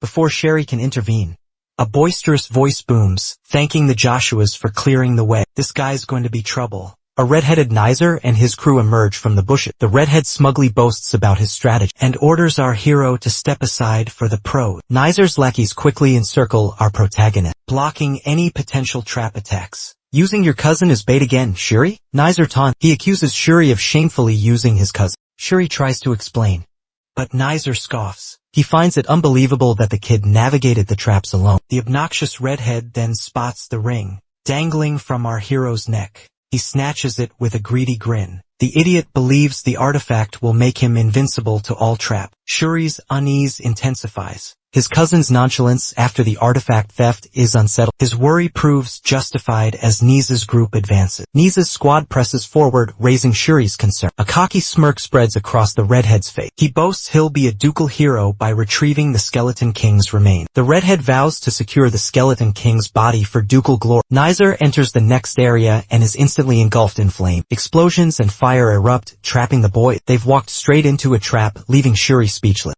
Shuri is stunned into silence, but our demonic infant delights in the suffering of his former Admittedly, they're kind of pitiful. Our protagonist advances to the second area. He mocks the charred fools, thanking them for triggering the mine. He expresses gratitude for the cleared minefield. Yet, the persistent children still annoy him. Awestruck by the baby's brilliance, the kids blame Nizer for his own misfortune. They implicitly trust the adorable Joshua, believing him incapable of deceit. Shuri urges the boys to flee from the menacing presence, the demon lurking on his shoulders. Suddenly, a newcomer boldly proclaims Isaac the embodiment of a true saint. If saints truly exist, that is, the neighboring kingdom's second prince. Prince Paris Julius introduces himself. Rumors of the prince's divine blessing immediately pique our hero's curiosity. Shuri announces their arrival.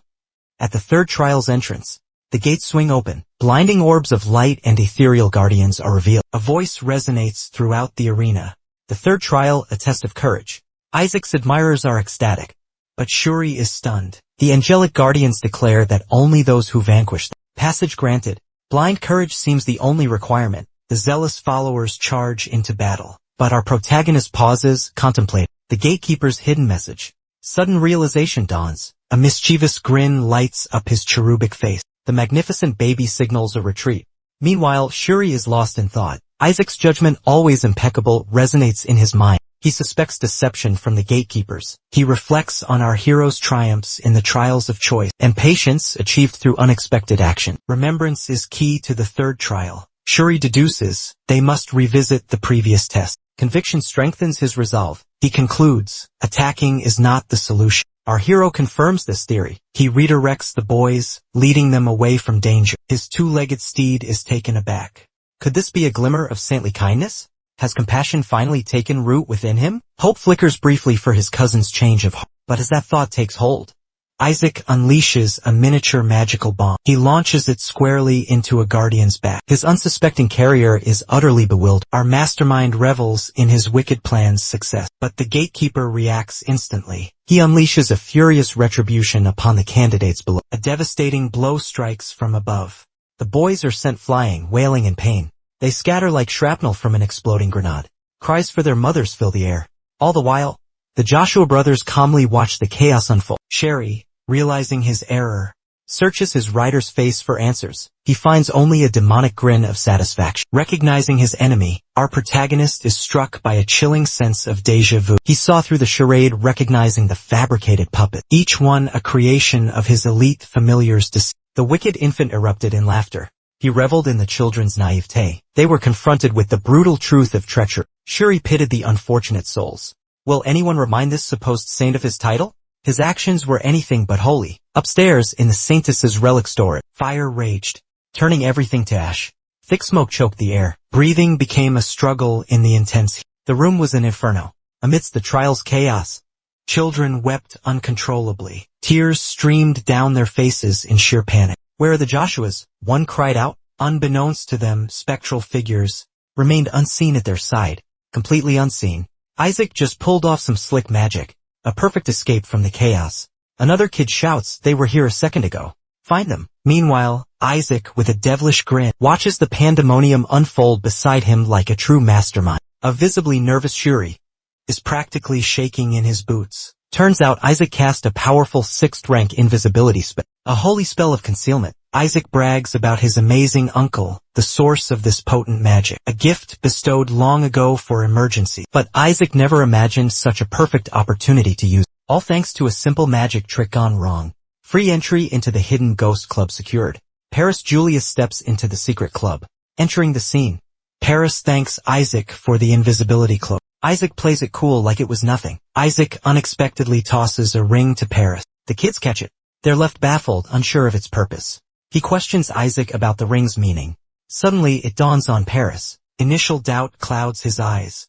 He turns to Isaac, seeking confirmation. He asks if the ring signifies Isaac's inability to face the demon-kin alone. Isaac's expression confirms the obvious. Isaac's face screams, isn't it obvious? Tears well up in Paris's eyes as understanding washes over him. Overwhelmed with gratitude, he thanks Isaac for the selfless act. Clutching the ring tightly, he expresses his deep appreciation. Paris resolves to inform his father about the ring. Out of the blue, a blood-curdling scream erupts from Paris. He's jolted as if by 1,000 volts of electricity. Something is draining the life from him. The ring's ominous red energy seems to be the cause. Sherry screams in terror, witnessing the horrifying scene. He reacts as if he's seen a terrifying ghost. He's shaking like a leaf in a hurricane, witnessing this nightmare. Isaac and the malevolent darkness erupt in laughter. The dark soul remains unimpressed, unsurprised. He expected nothing less from his master, Isaac. Moreover, Isaac has discovered Prince Paris possesses immense holy power. Meanwhile, Sherry recoils at the sight of pure evil incarnate, Isaac. He's in disbelief that his uncle could have brought this monster into their family. One of the children steps forward, taking the lead. We have to stick together, he urges. He demands an answer. Is anyone here skilled in defensive holy magic? A brunette steps up, golden magic swirling in his hand. He's ready to defend. His defensive holy power will be their first line of defense. Another suggests providing backup. They'll form a shield against the onslaught of raging, lying puppets. The puppets are losing their patience. Their fury targets the young man. They order the weaklings to face their punishment. The black-clad figure signals the brunette to act. He's primed for an attack. Golden energy surges. He charges forward, on the verge of striking. He collapses, lifeless. The young man seems to have malfunctioned. Confusion grips the figure in black. Panic sets in. He demands answers from the brunette. Only trembling silence meets his question. A fiery ring hangs in the air, close by. He's oblivious to the impending danger. Suddenly, the same menacing ring unleashes its power. Life is drained from him. He crumples to his knees. The puppets are moments from a massacre. This unexpected twist brings them to a halt. They're baffled by the sudden turn of events. As if inexplicably abandoned, the deceitful marionette scowls, utterly bewildered by the unfolding events. One ascends sharply, searching for any survivors. Then, it addresses the cowering remnant, questioning if anyone believes their deception. Meanwhile, the dark soul deduces the truth. Understanding the ring is actively siphoning the stored sacred energy. The children dismiss it, while Isaac accepts its inevitability. Acting swiftly, he directs the dark soul to replicate the process. The pair observes from afar, as Isaac grins at the dark soul's wicked action. He effortlessly maneuvers the ring towards the blonde child, currently engaged in combat with the deceptive puppet. In an instant, the child collapses, unconscious. The puppet and the other child are stunned, completely bewildered by the sudden turn of events. Trembling uncontrollably, his friend inquires. He asks what's wrong, but silence is the only answer. The deceptive figures urge him to calm down. They claim to leave those already defeated untouched. They even suggest that having their holy power drained and then blacking out is preferable to a fight. They feign boredom. The dark entity informs its master that their task is nearly complete. Suddenly, a radiant golden orb bursts forth. The dark entity is baffled by its origin. It's completely clueless about the cause. Even more shocking, a spectral figure ablaze appears at its center. Panic-stricken, he's violently repelled. He's ejected from the court like a projectile, utterly terrified and on the verge of madness, clutching Isaac tightly. Neither of them saw it coming. As the dark entity collapses, a familiar voice pierces the chaos. The master of theatrics. Kina Barrett announces her pursuit of Isaac Joshua. Narrowing his eyes, he mutters, "Where'd this guy disappear to?" And now he decides to show. Shuri's face drains of color. Kina Barrett's tactics have completely blindsided him. He knew the kid was gifted, but this is pure genius. Suddenly, unexpectedly, Shuri spots massive, white wings, and eagles. It bows before a defiant Kina. Golden thunder radiates from Kina. Shuri is in disbelief. This child summoned a holy spirit? At her age, she's on another plane entirely. Kina acknowledges Isaac's surprising power. She never anticipated encountering someone like him. Someone capable of slaying a demonkin. Either that, or she suspects Isaac. Did he lure the others into a trap, boosting his own chances just like the first trial? Behind them, the cloaked figure aids the brunette. "This brat's trying to rig the trial," she shouts. What's more, they confessed, revealing they were given directions. Isaac, they claim, is their savior. Isaac thinks they've gone completely mad. The dark-haired girl smirks. A textbook case of Stockholm Syndrome, she realizes. Kina laughs at the savior label. "How low can you sink?" he asks. "And still call yourselves saint candidates? Relying on an infant? Seriously?" The kid in black calls out Kina's hypocrisy. He reminds Kina he's been hiding this whole time. Now he's boasting without lifting a finger. He accuses Kina of shirking danger while others work. He confronts Kina directly. He declares the baby more saintly than Kina could ever be. As Kina avoids the conflict, the group decides to inform their parents. They agree following the Joshuas is best. They recount Isaac's desperate actions. Sherry pities the children trapped in darkness. They've been exploited by the monstrous figure. Suddenly, a massive golden sphere bounces off his head. Everyone is stunned. The kid in black spots the third storage entrance. Another child questions if the second trial is complete. Then, the golden ball speaks. It's the relic storage's final guardian. It announces the children have passed the second trial. He lays down the law, presenting them with two stark choices. Take the treasure and run, or brave the deadly perils of the third trial. Panic grips them as the weight of the decision descends. They all understand the stakes. The third trial is a gamble with their very lives. Failure means certain death. Elsewhere, the dark soul detects a strange anomaly in the voices man. Isaac realizes the chilling truth. It's a dragon. Suddenly, death takes on a terrifyingly literal meaning. Some fear their arduous journey will be in vain. If they forego the third trial, the majority concur. Sainthood demands they face this ultimate challenge. Their plea is heard. The final gatekeeper acknowledges the danger and grants them passage with a dramatic flourish. The crowd surges forward, ready to risk everything. The quest for sainthood begins its final, perilous chapter. Despite the overwhelming pressure, the gatekeeper announces a surprisingly simple next trial. With a sinister laugh, Isaac seems to be plotting something. Suddenly, a colossal figure materializes, demanding worship as a deity. The group is stunned, unsure how to react. This band of unlikely heroes is visibly disheartened by yet another statue. But this time it's supposedly their god. The stone figure addresses the candidates, declaring that only those who prove their faith shall pass. Only then does it mention access to the third trial. This stone idol demands reverence. One candidate believes a simple gesture will suffice, a bow and a prayer. Another suspects it's not that easy. Could there be a hidden layer to this test? Isaac grimaces, clearly disturbed. The very idea of bowing to this arrogant fool was utterly unthinkable. Absolutely not. But then, Isaac's memory ignited. Centuries of this wretch's torment. Worse, a final, stinging betrayal. A scam. Suddenly, the black-clad youth darted forward. He was certain this trial was simpler than everyone believed. He deciphered it. It was the standard procedure. Prayer. Worship. He get it over with. This rudimentary test. A god before him. He knelt. His god, he proclaimed, deserved all praise and honor. To this deity, he pledged his service, his worship. Immediately, the statue reacted. He passed, triumphant. He practically bounced. He'd done it. He cracked the code. The other children find comfort in the simplicity. Suddenly, Isaac wriggles free, escaping Sherry's grasp with a suspicious glint in his eye. Sherry halts him, commanding the worm to pray. But Isaac silences her with a swift kick. Prayer is the last thing on his mind. Kina Barrett remembers learning to pray at the Sanctusate. Without hesitation, Kina kneels before her deity. She instructs the others in the proper posture for worship, posture fit for their Lord. The timid children hesitantly follow suit. Kina begins her prayer. A prayer to the Supreme Lord, the Worthy One. Her devotion is absolute.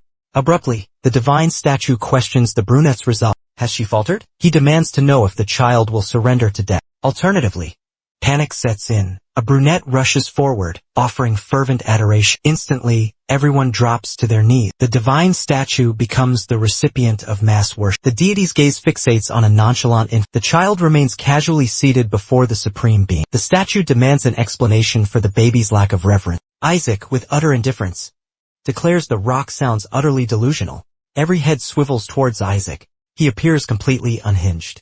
Doubts arise about the strength of his faith. Abruptly, gossip explodes among the saint candidates. Whispers circulate about the Joshua family's wavering faith. The rumors might be true. While kneeling, Sherry struggles to contain his rage at this devil. The child constantly besmirches their family's reputation. He just wants the infant to pray and end this charade. Kina Barrett feels confident. He's got the upper hand. After all, the entire incident is on record. A thought strikes him. Is this baby deliberately sabotaging his sainthood aspiration? Kina realizes the emerging talent is meaningless. If the child lacks faith from the start, he regrets ever crossing paths with this infant. Suddenly, the divine statue deems the baby's disrespect appalling, especially from a child of the saintess family. But Isaac remains defiant. He'd rather die than kneel. Death is preferable to bowing before this false idol. The deity is stunned by this audacity. Isaac embraces death fearlessly. A dark aura erupts, engulfing the stone figure in menacing energy. Infuriated by the child's arrogance, the statue condemns the blasphemer, but Isaac grits his teeth. Isaac's rage explodes, lashing out at the impassive statue. He dares the so-called god to end its own existence. Isaac erupts, consumed by fury. He's ready to obliterate the grotesque figure. The dark soul trembles, witnessing its master's unprecedented rage. It warns of imminent danger. Just as Isaac's fury is about to be unleashed, the divine statue throws a curveball, declaring Isaac's performance exceptional. Completely blindsided, Isaac is bewildered. He's utterly lost. What just happened? Stunned silence grips Isaac. The stone face proclaims him the successful candidate. Without a single explanation, he's ordered to proceed directly to Storage 3.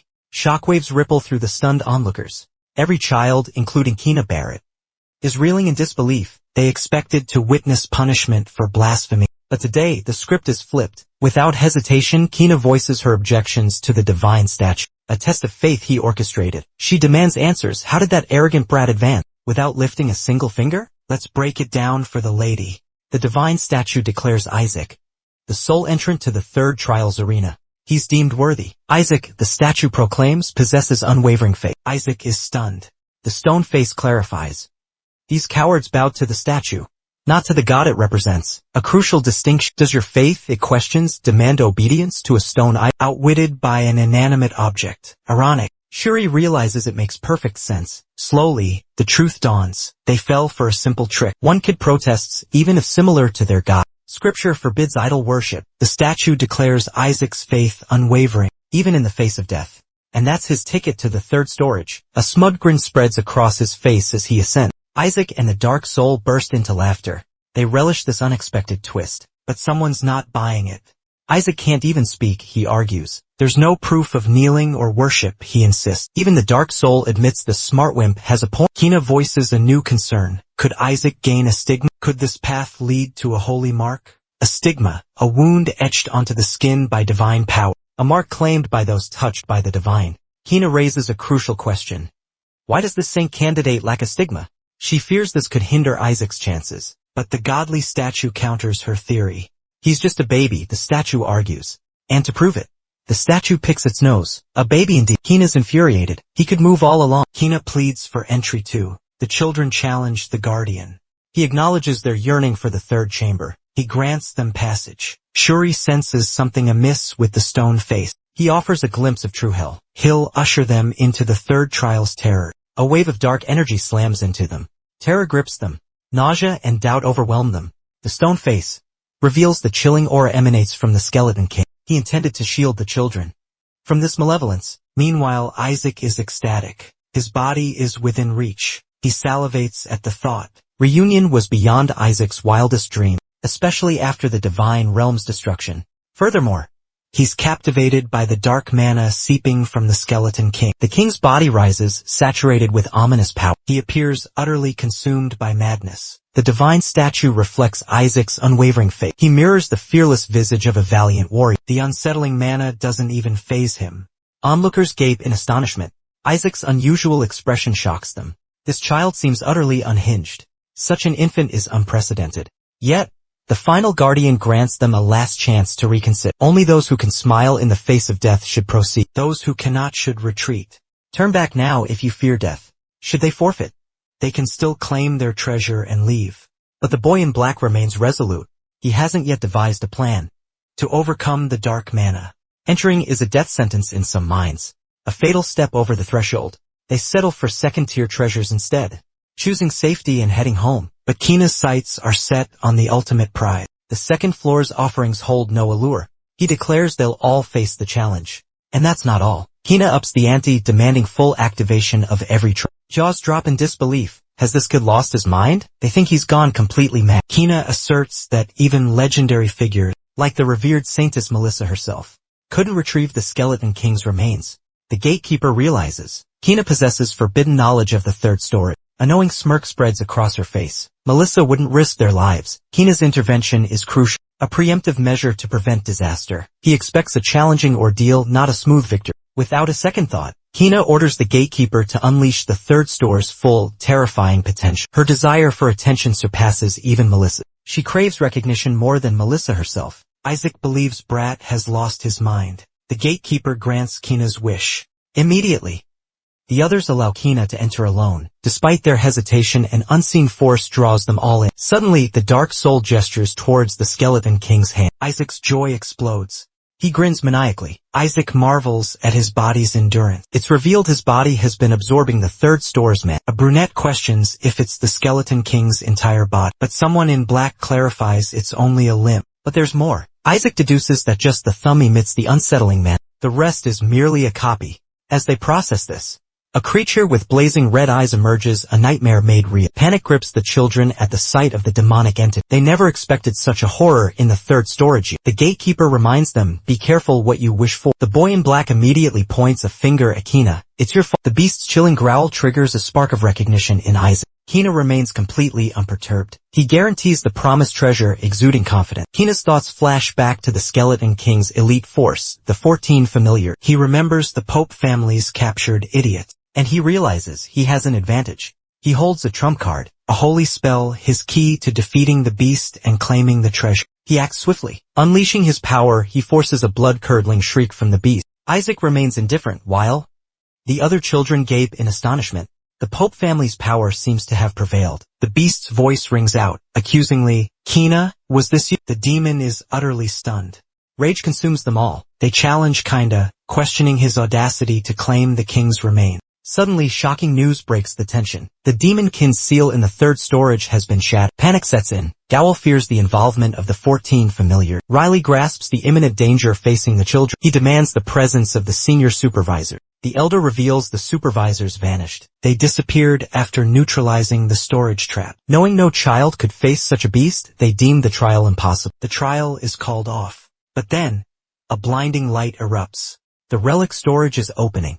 Barrett Bishop beams, proud of Kina's accomplishment. Gowl is stunned. A child defeated the demon king. Relly is certain it's Kina, Barrett of the Pope family. The crowd erupts in cheers for Bishop Barrett. He believes this marks the end for the Joshua family. Their allegiance will now belong to the Pope family. The Pope family now possesses the Skeleton King's remains. The children emerge, but anxious eyes scan the crowd for Isaac and Shira. The kids bear minor scrapes, but appear unharmed. However, the group who reached the third chamber is missing. Panic mounts as parents exchange worried glances. Riley and Celia spot the last group of children, including Shuri and Armand, racing into their father's arms. Riley notices Isaac's absence. Fear grips Riley. Where's his son? Isaac is definitively not among the last to emerge. Bishop Barrett confronts Kina. Where's the Skeleton King's body? His voice cuts through the air, demanding answers. Kina is terrified. She's trapped, unable to confess her catastrophic mistake. Meanwhile, Bishop spots the worthless trinket from the second chamber in Kina's hand. Suddenly, the final gatekeeper materializes, a radiant golden wolf shimmering in midair, lifting baby Isaac by his teeth. A shocking move for everyone, even Riley stunned. Isaac, grinning smugly, surveys the crowd. The golden wolf emerges, Isaac in tow. Without hesitation, Riley rushes forward, Asalai beside him. Asalai stops Riley, asking, "Is that the guardian dragon?" They gape at the sight.